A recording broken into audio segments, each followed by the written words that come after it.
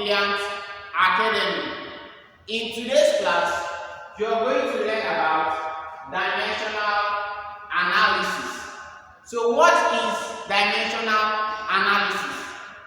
It is the method by which we express physical quantity such as velocity, acceleration, force, in terms of how they relate to their fundamental quantities such as length, mass, and time. So expressing any physical quantity in terms of how it relates to its fundamental quantity, that is what we refer to as dimensional analysis. So quickly, I have some physical quantity listed out here. Velocity, acceleration, force, pressure, density, volume, period, frequency, wavelength, pressure gradient, surface tension, and viscosity. So we are quickly going to use dimensional analysis to analyze the dimension of these different physical quantities. I mean, how they relate to mass, time, and length. Please note this. In dimensional analysis, we represent mass with the symbol capital letter M, and length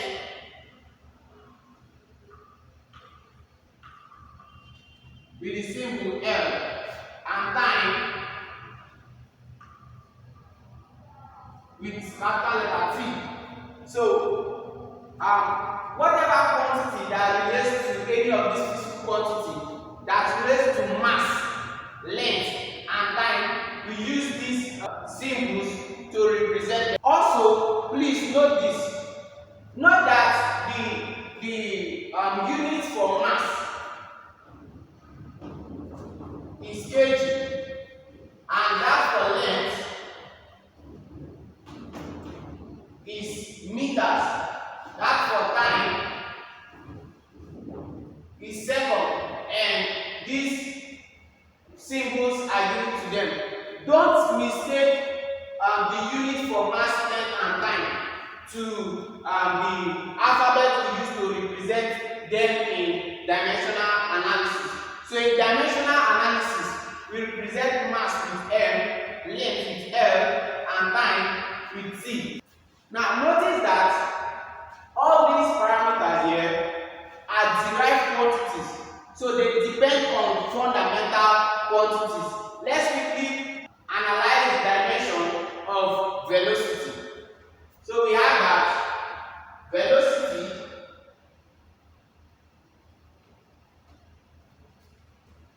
by definition is equal to displacement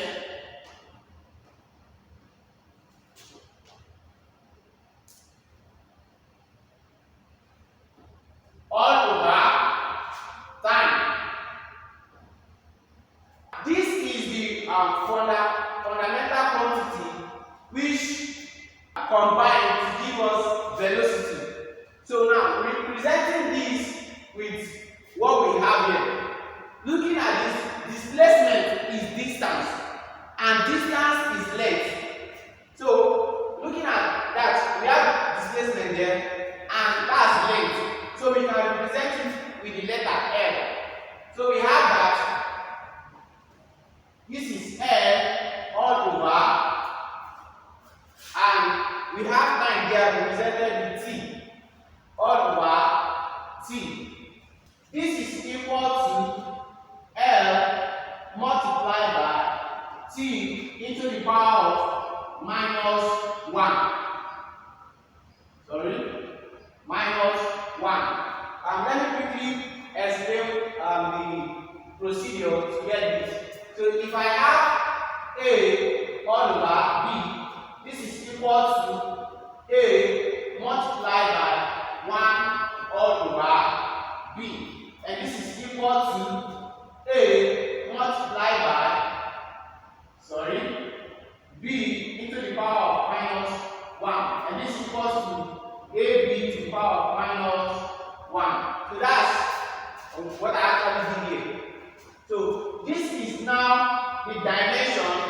for velocity. This is the dimension for velocity. Let's start off acceleration. For acceleration,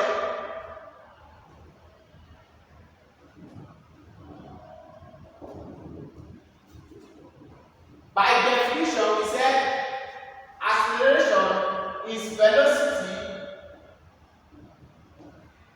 all over time.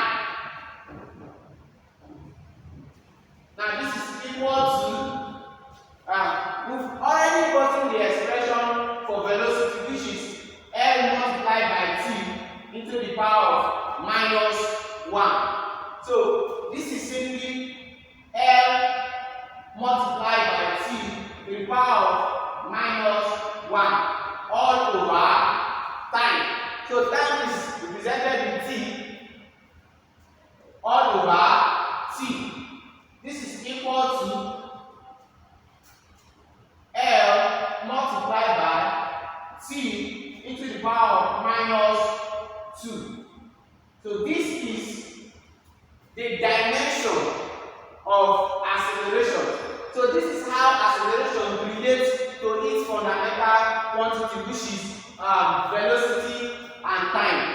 And somehow this relates to time and displacement, which is also length.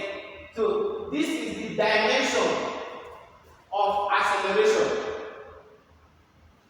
I don't know if you understand how I got this, but I'm just going to go through that. We have L multiplied by T to the power of minus 1 divided by T. This can be written as L multiplied by T to the power of minus 1 multiplied by T to the power of minus 1. Since the base are the same from indices, we can take this and we say that we have L multiplied by T to the power of, add to the power, we have minus 1 plus minus 1, we have minus 2. So that's basically how I got this. Let's see about force. Let's see how we can express force in terms of how it relates to its fundamental quantities. So we have that force is equal to mass times acceleration.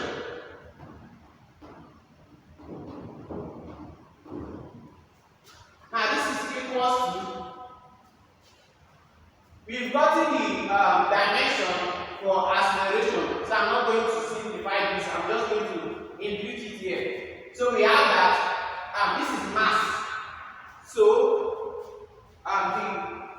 the symbol used to represent mass is m. So we have that this is m multiplied by acceleration, which is L multiplied by T to the power of minus 2. So we have m multiplied by L multiplied by T to the power of minus 2. So this is the dimension of force and how it relates to its fundamental quantity. Let's see for pressure. So we have that pressure is equal to, by definition, force all over area. We've already gotten the expression for force, how it relates to its fundamental quantity, which is mass multiplied by length multiplied by time to the power of minus 2. So this is equal to mass multiplied by L, which is length, multiplied by time to the power of minus 2, all over. Now, for area, to get the cross-sectional area of any shape, let's say we have a rectangle. To get area of this is just to multiply this length by this length. So you can see that we are multiplying length twice. So what we have here is length times breadth.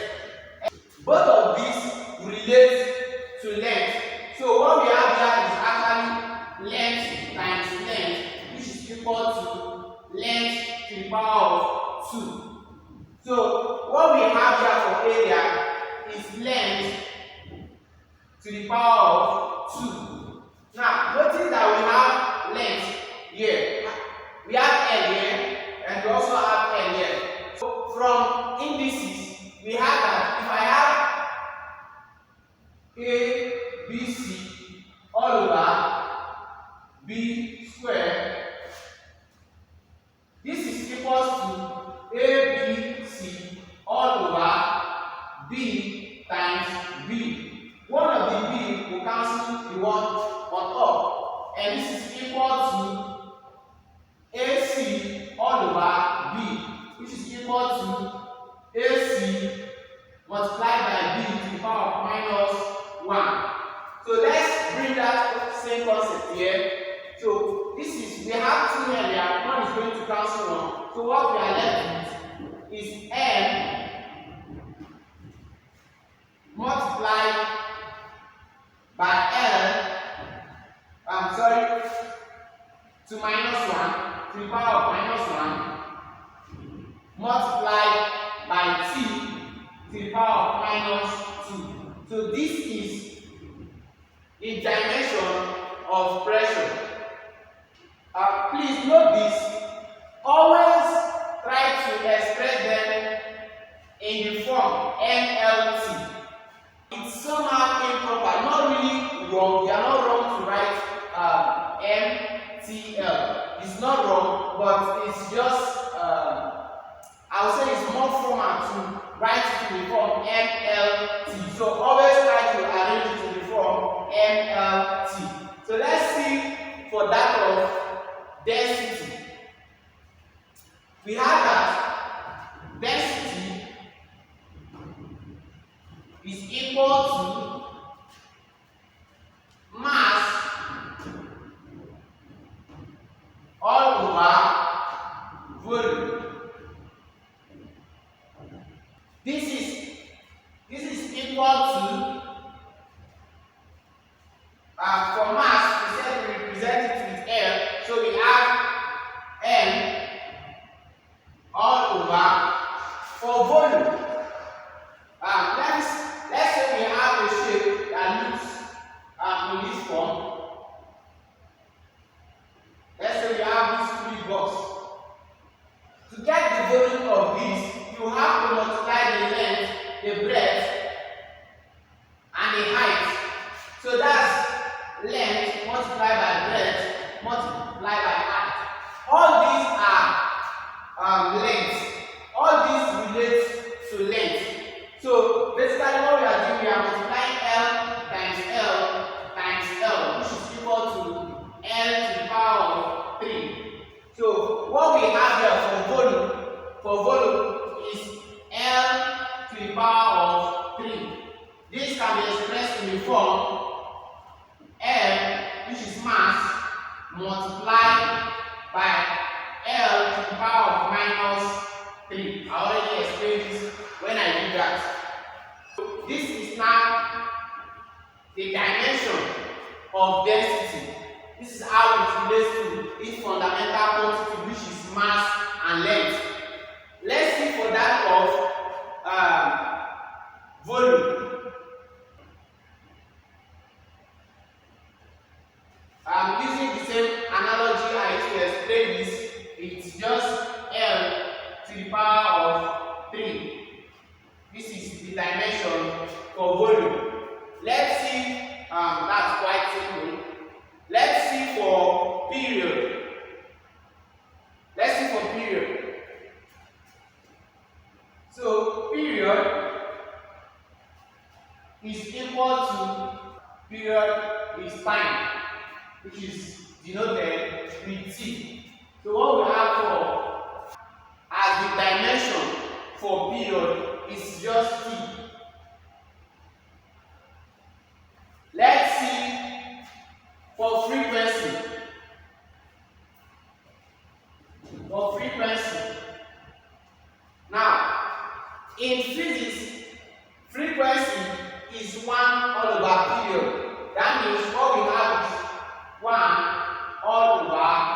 period. This is equal to 1 all over. We said period is time. So this is 1 over time.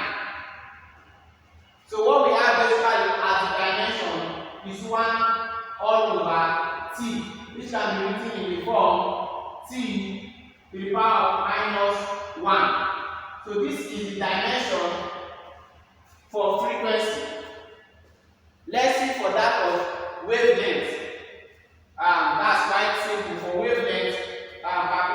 For wavelength, we have each dimension to be L. Yes, because what you are calculating for. Looking for wavelength, you are looking for length. So no big deal about that. Let's see for that of pressure gradient. Pressure gradient is given as, by definition, is pressure all over length.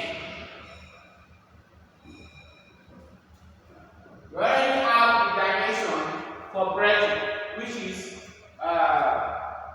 is ml to the power of minus 1 multiplied by t to the power of minus 2. We have ml to the power of minus 1 multiplied by l to the power of minus 1 multiplied by t to the power of minus 2 all over.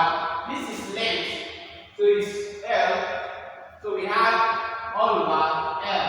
So this is equal to L multiplied by L to the power of minus 2 multiplied by t to the power of minus 2. So let's see for that of surface tension. For surface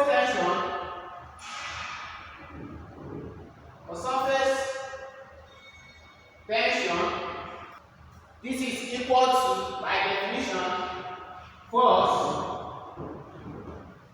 all over length.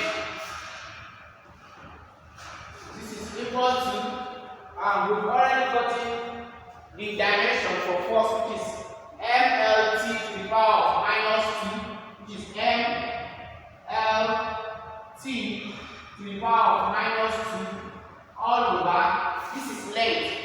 All over length, and this is equal to, this will cancel this, so we have L multiplied by t to the power of minus 2. So this is the dimension for surface tension. So the dimension for pressure is L to the power of minus 1 multiplied by t to the power of minus 2 multiplied, for this we have 1 all over t to the power of minus 1.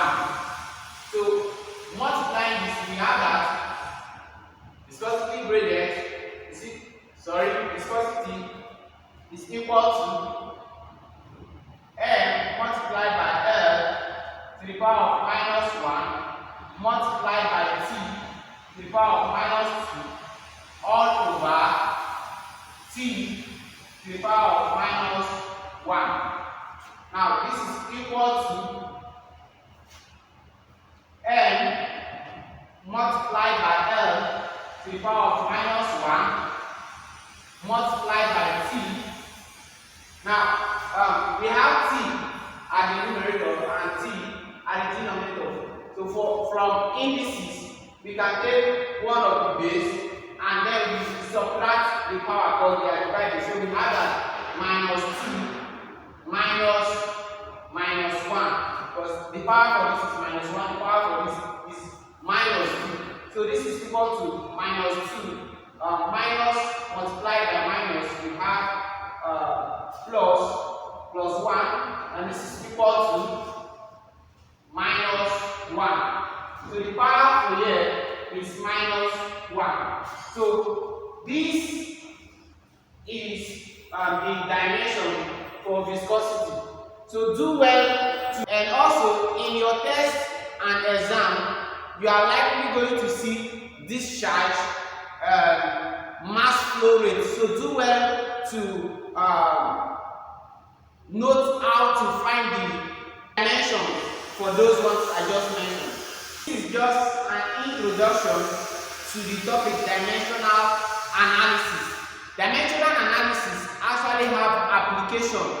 That's why we studied to apply it in different areas. So, dimensional analysis can help you to find the unit of any physical quantity.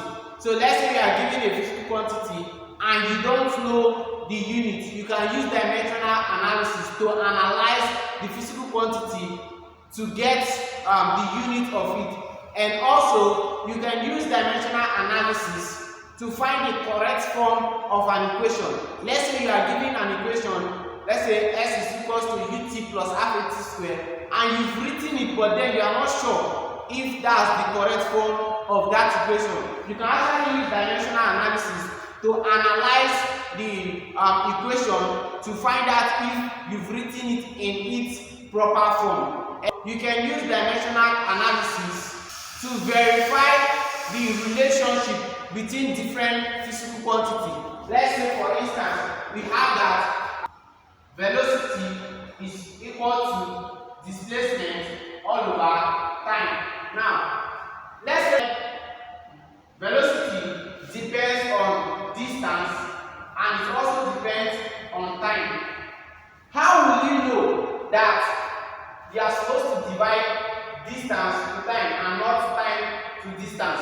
So dimensional analysis will help you. You can actually use it to analyze the correct relationship between different physical quantities. I have a video that you can find in the description of this current video you are watching that teaches you how to apply dimensional analysis, to use it to find the correct form of an equation, to find the unit of an equation, of a physical quantity, and to find the correct relationship between two or more physical quantities. If you haven't subscribed to the channel, do well to subscribe, share, and like so that you get to see more of my videos.